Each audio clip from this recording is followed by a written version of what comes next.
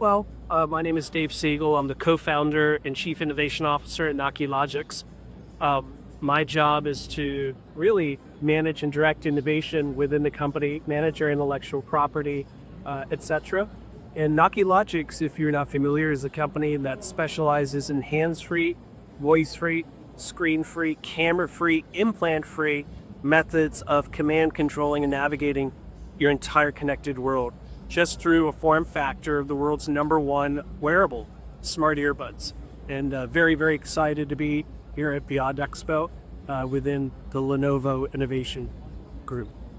So every startup has some or the emotional story or the problem they're trying to solve. So is Naki also have that story that motivates you? You're Naki. I guess so. Yeah, my journey began in 2013 when I first read an article about a soldier who stepped on a roadside bomb, lost his legs, lost his arms, and he was getting a brand new thought-controlled prosthetic arm. And like many in your audience, I was in technology my whole life, spent my whole life programming. And when I remember reading this article, I thought, thought controller, is that a real thing? And I did what any of you guys would do. I Googled thought-controlled computing to see what was out there and found various research groups, thought-controlled mouse cursor, thought-controlled drone, thought-controlled wheelchair. The US military was doing something with a thought-controlled F-35 flight stick.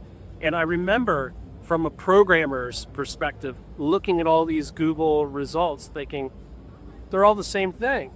You know, if you can concentrate and will a mouse cursor, let's just say to the left 100 pixels, well then what's the difference between that and creating a command for a servo arm or an actuator to move, whether it be, or even an RPM of an electric motor control for a drone. So to me it was just like different dishes cooked with the same ingredients. At that very same day, I just had this thought experiment thinking, if I were born without eyes, born without a mouth, and born without limbs, how would I interact with technology in a way where I could not only navigate my way through an ecosystem of devices, but send complex information into that system? And really using nothing but brain waves. And I just had this epiphany of like a Rubik's Cube-like invisible UI structure where entering that either through levels of concentration or some type of wake-up command, the user can literally move an invisible cursor around, get audio feedback. And that was really my early, at least tech inspiration. Shortly thereafter, I was doing work at a regional university in the United States, and a regional media outlet did a story. And the very first week of me working within the lab of this university, I ended up taking a call from a local individual who's quadriplegic, who said, Dave, I'd love to be able to meet with you and learn more about your research. And I ended up meeting with him, and long story short, he can't move below from his neck down. He would lay in bed face down, prone. They cut a hole in his mattress, and he would be in that position, 23 out of 24 hours a day, 22 out of 24 hours a day, and said, hey, I heard what you want to build with these neural earbuds, because we hadn't built it yet. And I think this might be my last stop before opting for a brain implant. And this was really the first time in my life I think I had ever met somebody within that type of physical condition, that type of human condition. And it's safe to say when I first started the journey, it was probably just to see if I could solve a problem in that. Being a techie, I just want to see what if you could do this.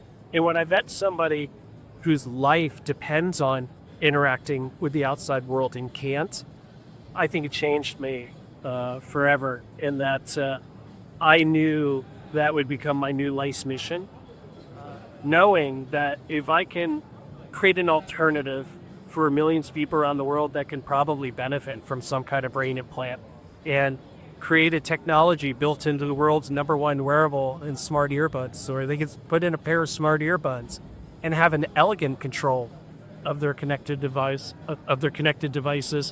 I thought, geez, what a great thing to do if I could do that. And then at the end of the day, you could take him out, right? You don't have to put a hole in your brain. And you always tend to hear about brain implants that are successful. You never tend to hear about the ones that aren't in the media. And so I felt the enormous amount of responsibility, not only to help my friend, but to help others like him. And the last thing I'll say in that area, I knew in my heart, if I can master the user experience for this one individual, that's a more extreme case of quadriplegia. Horizontally, I would solve human interface challenges in almost every sector of the world, whether it be wearables such as AR, glasses, VR headsets, whether it be new and innovative ways of providing input into gaming platforms like Xboxes or PlayStations. And ultimately, I knew even then it would become a foundation of a silent and invisible human AI interface. Because right now, if you want to communicate with AI, you have to type, a prompt, or you have to give a voice command into a various platform. But this technology really allows a bidirectional communication into AI with nobody really knowing they were doing.